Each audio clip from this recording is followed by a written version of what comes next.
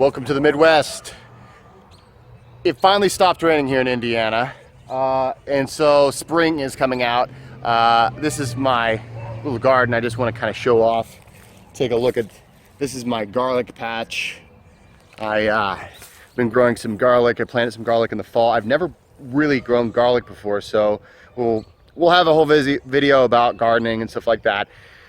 But today is so nice that I decided, okay, today's a perfect day to do to clean out my chest freezer ice bath. And a lot of people have asked me about how do you set up this chest freezer ice bath? How do you set this thing up? Is it safe? All these other things. So I just want to first of all start and just talking about, before we even get started with this video today.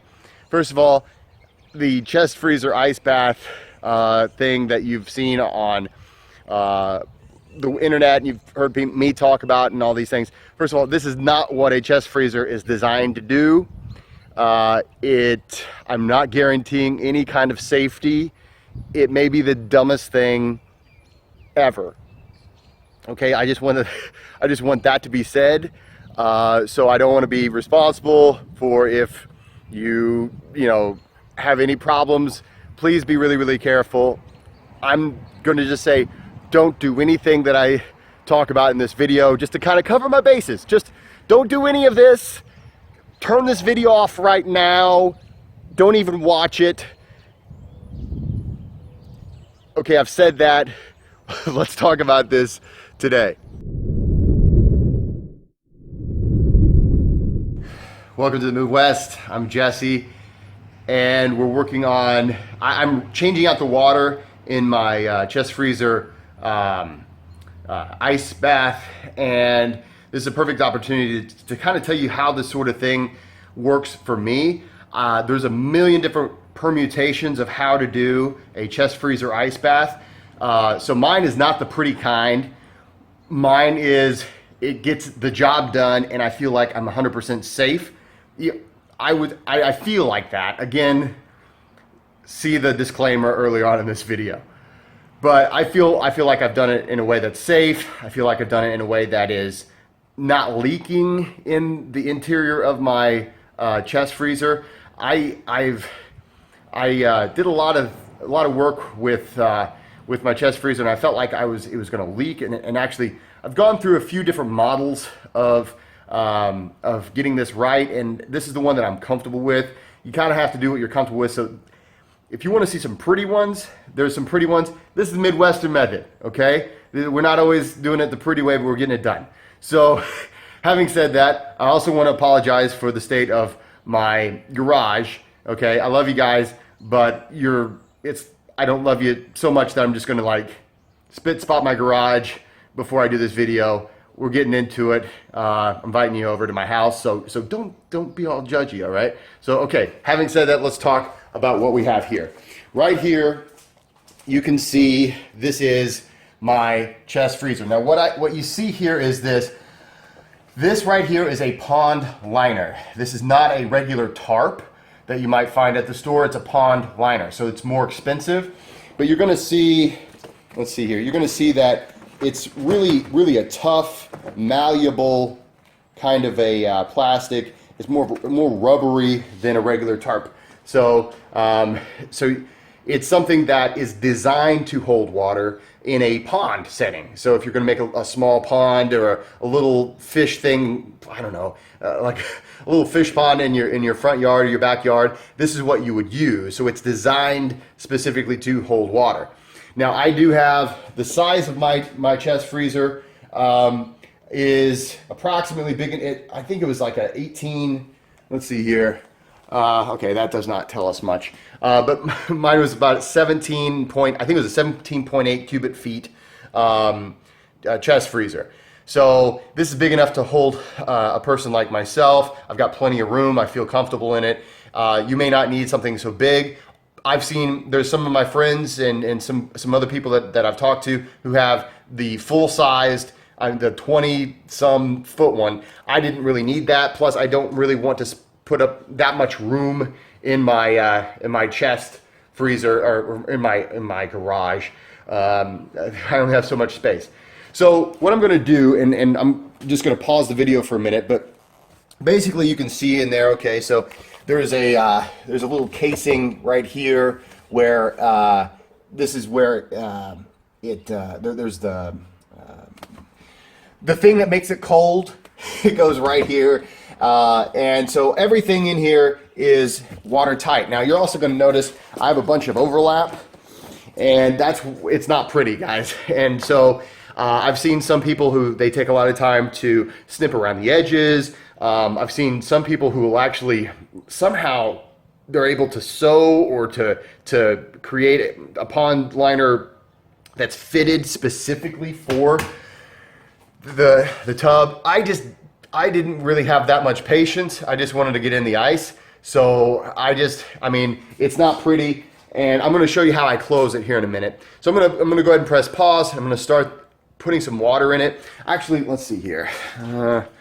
Let's see. Yeah. I'm going to start doing that here in just a second. I'll get all ready, and then we'll continue. So that is kind of real quick, you'll notice right here I've got an electrical outlet that is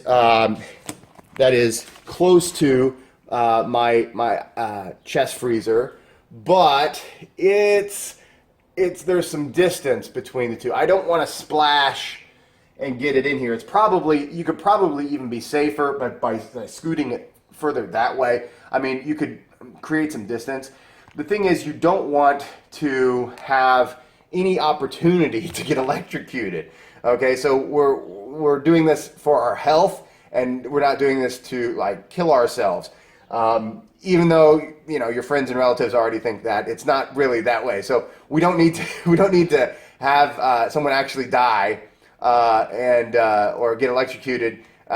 We don't need that on our consciences. So I actually had a friend of mine who's an electrician put this over here so that I didn't have to use any kind of extension cord, and I knew that I could get it right there. So don't use an extension cord. There's a chance that it can short out. Extension cords sometimes do have a tendency to short out, even if they're the really nice ones.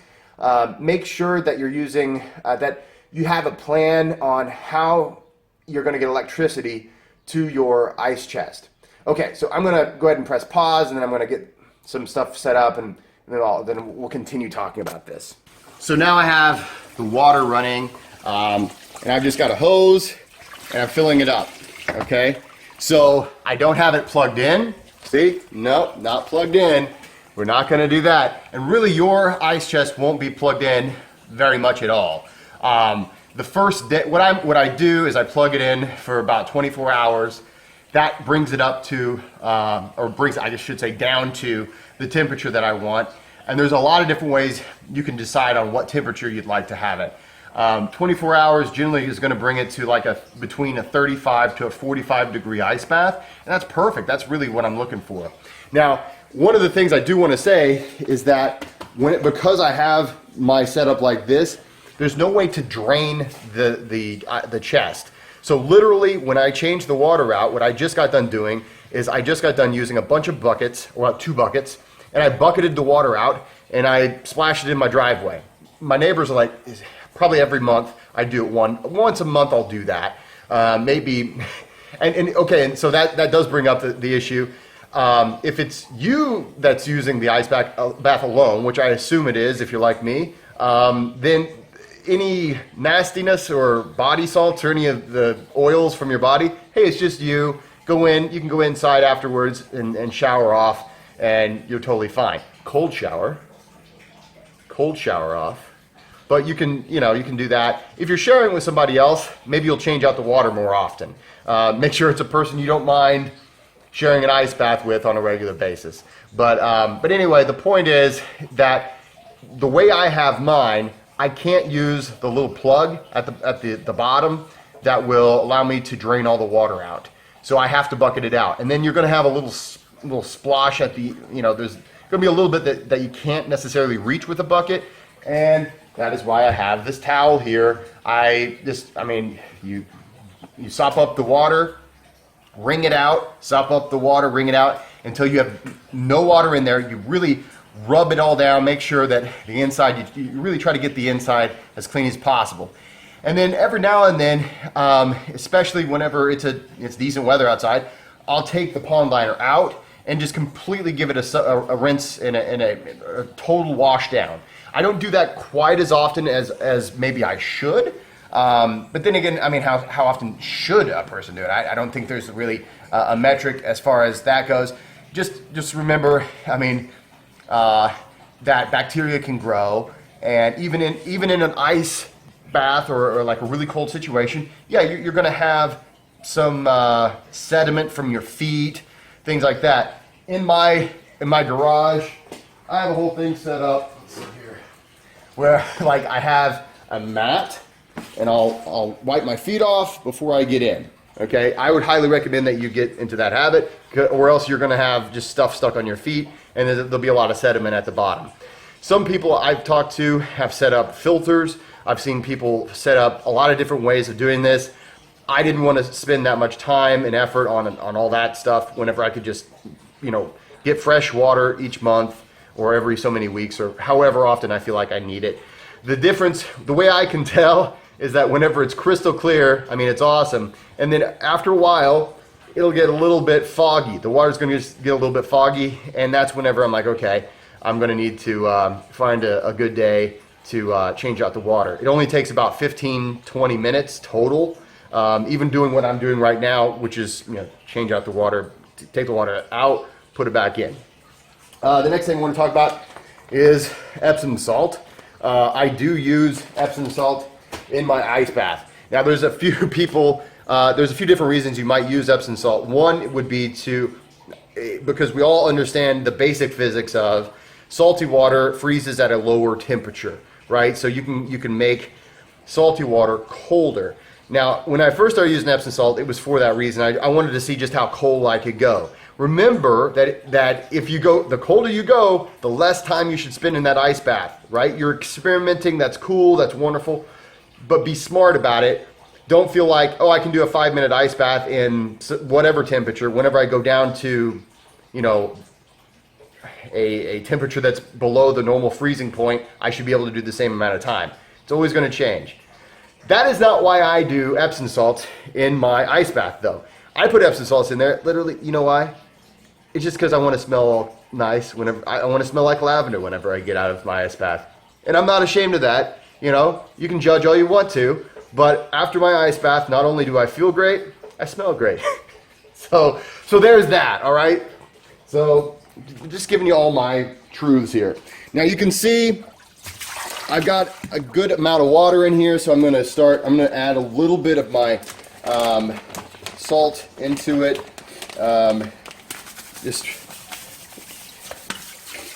Okay, that should be good. It's all smelling all lavendery in here. It's all nice, and and now another thing also is don't get into your ice bath like if you're all sweaty. Try to rinse yourself off, because you obviously sweat and all the body oils and things like that, they're going to make the water get dirtier faster. So another nice thing about the lavender is it gives me a good barometer to know when I should change the water out, because I can smell the lavender. Awesome. And eventually that smell will go away, and it's like, oh, well, it's been a while since I've changed the water. If I wasn't paying attention already, or if the water didn't get kind of murky already, maybe I should go ahead and change that water out. Hey, we're getting to know each other, guys. I'm just giving you, this is how I do it, and you keep your judgments to yourself. All right, so let's talk a little bit about, okay, we're filling up the water. I'm going to look to get the water, let's see, about right here, okay, because I know that when I get in, it's probably going to go up to about right here. I really don't even want to get close to overflowing when I'm in this ice bath. Another thing is you can always add water and subtract water, but I prefer just not having to do either one. I just want to try to make a perfect ice bath. Now you're going to get better at this, and then the first time you try it, I don't know, maybe hop in while you're filling up the water. That's fine too. Remembering that nothing is plugged in. Okay, so I haven't plugged anything in yet. And so, okay, so what I'm going to do is I'm going to wait until this gets to be about right here, and then we're going to plug it in, and I'll show you a little bit more about You know what, while I'm waiting on that, I'm just gonna show you my timer. So when I do plug this in, I am using a timer. And now, today I'm going to take the timer off because I want to do a 24-hour, I'm gonna plug it in and go for 24 hours. 24 hours is typically gonna take water that's, I'm imagining this, I could check it, but this water right now is probably in the 50s since it's springtime in Indiana, but we've had some cold weather lately, kind of a sudden cold snap. So I'm gonna guess that this is about between 50 and 60 degree water. Even if it was 60 or 70 degree water, 24 hours is gonna be enough to get you to a decent ice bath for your first submersion. And then you can make it colder by, adding more time. You just want to be careful. Never open this thing with it plugged in. Even though let's face it, this right here is keeping all the water inside this thing that is not electrically conductive, as far as I know. But I'm not going to take any chances. When I was a kid, when I was a little kid, here's a little story. Suddenly I'm an old man. When I was a little kid, we had a computer at our elementary school that was not hooked up to the internet. And the very first internet virus that was a major virus came out. We unplugged the computer to make sure we didn't get a virus. We didn't have the internet, so there was no way to get a virus, even though, anyway. But we still unplugged the computer, didn't use it all day. Let's just use that kind of extreme caution when we're dealing with electricity and water. And then we can all live happily ever after. So let's see here. It's getting up there. It's doing its job. Eventually on my timer, I'm going to use, I'm going to have it plugged in all day except for whenever I get into it. Of course, I'm going to unplug it before I even open this chest up. But I'm going to probably do somewhere around 30 minutes to an hour a day that it's going to have power. The rest of the day, it's not going to have power. So get a timer, something that's strong enough, something that's actually for an appliance. Don't just get something that's for like a 60 watt, light bulb. Get it. Go to your hardware store. Make sure it's set for something that should be for an appliance, like because you want to make sure you're not having any issues. 30 minutes to an hour a day when it's cold. When it's hot outside, I'll have it maybe on for a couple hours, maybe 3 hours a day, and that usually keeps me right around the temperature that I want. Now, having said that, if you go out of town, if you go on vacation, if you simply don't take an ice bath every day and you continue to leave that on, your body heat is is the reason why you have to keep this plugged in, because you're gonna find that you can get a sheet of ice, you can get a block of ice in there, and I've had this happen before. We went on a Florida vacation, came back a week or so later, and I had a foot of ice that was I had to just kind of wait until it was thawed out. So, you can put salt on it and stuff like that to accelerate that process. I put water on the top a little bit, but you're dealing with something that's not designed for this. It's designed to like preserve your meats and whatever. So you have to think about this. You're kind of hacking and just kind of not reverse engineering, but alternative engineering here. So you're gonna have to think about, okay, I'm gonna have to be smart about this. There are devices out there that you can buy that literally are doing this, but they're thousands of dollars. So this right here, this rig cost me maybe $350, maybe $400 with everything, all the work that I did. So it was a significant savings, and for that, I'm willing to take some responsibility and make sure that I'm not messing it up. Let's see how we are right now. Okay, so that is getting really super close. We're just about there. Oh, little floater. Come on. There we go. You want to make sure that it's clean as possible, as long as possible, because it is, it's a job. It's not that bad to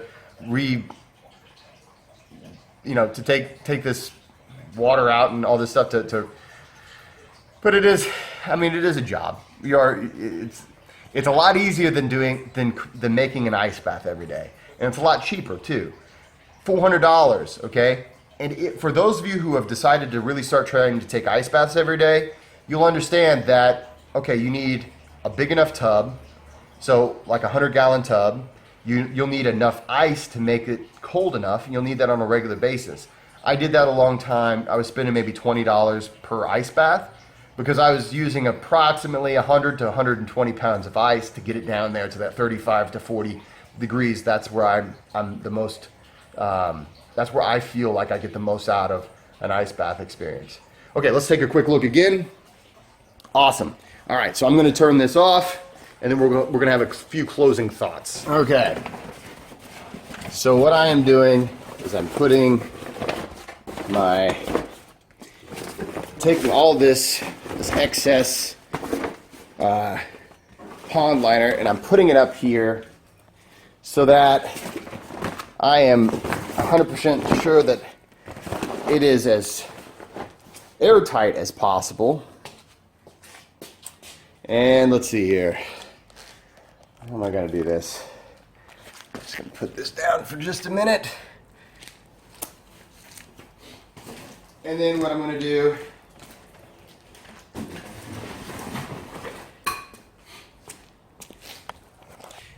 I don't normally cuff my jeans, but it's not like a Huck Finn thing. But, you know, I splashed a lot of water, didn't want to get all wet. So, here's my fashion advice. You probably didn't even notice. Probably it's just going to sound kind of funny. But anyway, I put this like a heavy thing on top to make sure it completely seals, because with all this stuff hanging out here, I know that I'm not getting a good seal.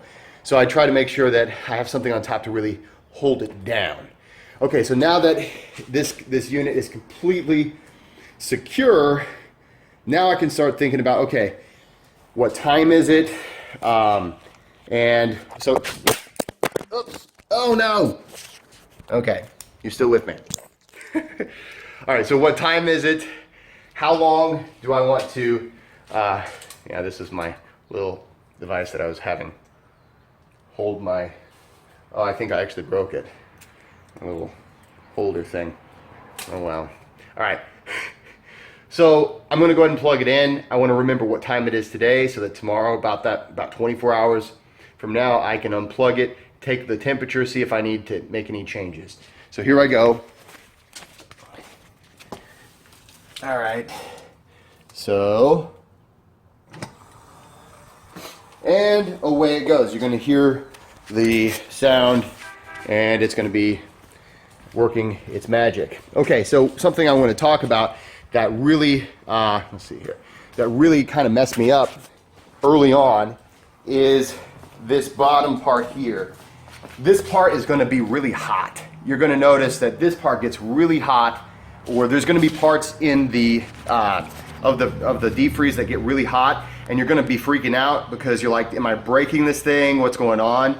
No, it's totally fine. Okay, it gets pretty hot. Now I'm not talking about hot enough to melt something. Like if this were to start to melt, then I'd be like, okay, screw this. I'm not going to do this. But it will be very hot to the touch. That's thermal induction. That's something to not worry about. This sort of thing is built for thermal induction, not for the way I'm using it. Okay? I'm not saying that a deep freeze is built for this kind of use. Again, but thermal induction is why that happens. You're totally fine. Don't worry about it. It's normal. It's going to get hot because it's pulling the heat out of the water. So I was really freaked out about that at first, and I don't want you to be freaked out about that. Anyway, again, I'm not saying that you should do this. I want you to remember that you don't actually have to take an ice bath anytime, ever, in order to get all the maximum benefits of the Wim Hof method. An ice bath is something that, yes, well, you're going to get enormous amount of benefits. Okay, to say that I'm going to get the maximum benefits, yeah, you want to go colder a little bit longer than just like a cold shower. But seriously, a cold shower is going to get you just about 90% of all the benefits you would ever want from the Wim Hof method. Ice baths are going to take it up a notch, and there's no specific, like, I say 90%, but there's no specific like numbers or calculations on this or that. I mean, the science, literally, we need to do more science on how long and how cold will produce what kind of results. Remember, there's infinite there's all sorts of variations in human beings. So the way one of us reacts with one temperature, the way one of us reacts with a certain duration is going to be slightly different. Our genetics are different. So you need to find the one that works the best for you. For me, I have found about 35 to 40 degrees in an ice bath is perfect. And I haven't been taking a lot of ice baths lately. I've been focusing a little bit more on contrast training. So I've been doing steam, like a steam room, then 5-minute cold shower, steam room, 5-minute cold shower, steam room, 5-minute cold shower. I've been going back and forth. So I'm going to ease into, even though I've taken a million ice baths or whatever, I'm going to ease into this. Again, my first ice bath is going to be at a little bit, probably around the 40 degree range. I think that's 2 Celsius for my metric people. And then I'm going to slowly decrease it, and then I'm going to probably ramp up the time slowly, because I'm doing this for my health. I'm not doing it to set records. I'm not doing it to go brag to people. People always ask me, it's like asking a person how much you bench, right? How much you bench, as if that is the be all end all of health and wellness and strength. So that's not what we're doing. We're trying to produce a result. We're getting a benefit out of cold exposure, and that's the point. So I hope this is, first of all, again, you don't have to do this. I don't recommend it to anybody, but everybody was asking about it. I thought I'd do a video on how I do it. Again, don't do it. Don't do it. Okay, so I've said that. If you want to do it, it's up to you. Be safe. Be safe, be safe, be safe. Don't be stupid. All right. That's it for today. If you have any questions, feel free to email me. I'm not going to, well, actually, you know what? I'm not going to give you any more information than what I've given you on this video on how to do a deep freeze ice bath. Okay? If you ask me more questions about it, I'm sorry. I seriously told you everything I know. And so please don't ask me any questions about this. This is everything I know about it. But if you have any other questions over cold exposure, Wim Hof method, contrast training, fitness when it comes to breathing techniques, Wim Hof method techniques of breathing, or other breathing techniques, I'm always happy to answer those questions, make a video for you. Check out my links below, and go out there and try to find somebody, and just be nice to that person. Be nice to people. So I'll see you next time for Midwestern Method. Yeah, again, just go out and be nice to people.